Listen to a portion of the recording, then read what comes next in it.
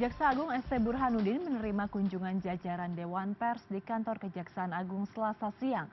Dewan Pers berkunjung setelah penetapan tersangka kasus dugaan perintangan penyidikan yang dilakukan Direktur Pemberitaan Televisi Swasta berinisial TB.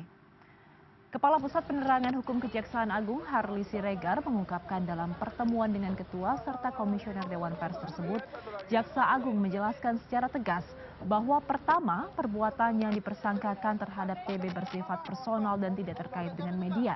Sementara itu Kejagung tegaskan yang dipersoalkan bukan soal pemberitaan karena kejaksaan tidak anti kritik. Yang disoroti Kejaksaan Agung adalah dugaan tindak pidana pemufakatan jahat antara pihak terkait sehingga melakukan perintangan atau rekayasa terhadap proses hukum yang sedang berjalan. Harli menambahkan Dewan Pers menghormati Dewan Pers yang akan melakukan penilaian etik terhadap karya jurnalistik tersebut. Yang dipersoalkan oleh kejaksaan bukan soal pemberitaan, karena kita tidak anti kritik. Bahkan rekan-rekan media tahu bagaimana sejak saya menjadi Kapus Penkum di sini. Tetapi yang dipersoalkan adalah tindak pidana permufakatan jahatnya antar pihak-pihak ini, sehingga melakukan perintangan terhadap proses hukum yang sedang berjalan.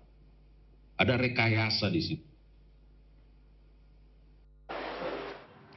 Dan sementara itu Dewan Pers menyatakan menghormati proses hukum yang tengah berjalan di Kejaksaan Agung dan menegaskan tidak akan ikut campur dalam proses penyidikan pidana. Ketua Dewan Pers Nining Rahayu menolak lembaganya menjadi pihak yang cawe-cawe dalam proses hukum. Meski demikian, Nini menyoroti pentingnya pemisahan antara ranah hukum dan ranah etik jurnalistik.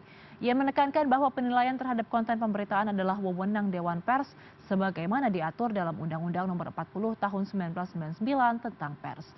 Nini menyatakan setelah sepakat dengan Jaksa Agung untuk menjalankan tugas dan fungsi masing-masing, Kejagung menangani proses hukum, sedangkan Dewan Pers akan menilai produk jurnalistiknya. Kami akan mengumpulkan berita-berita yang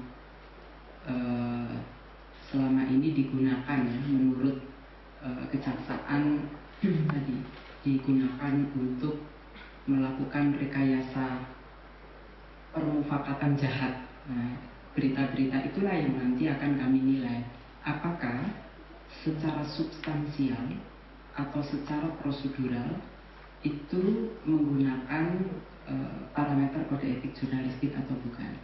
Kami ingin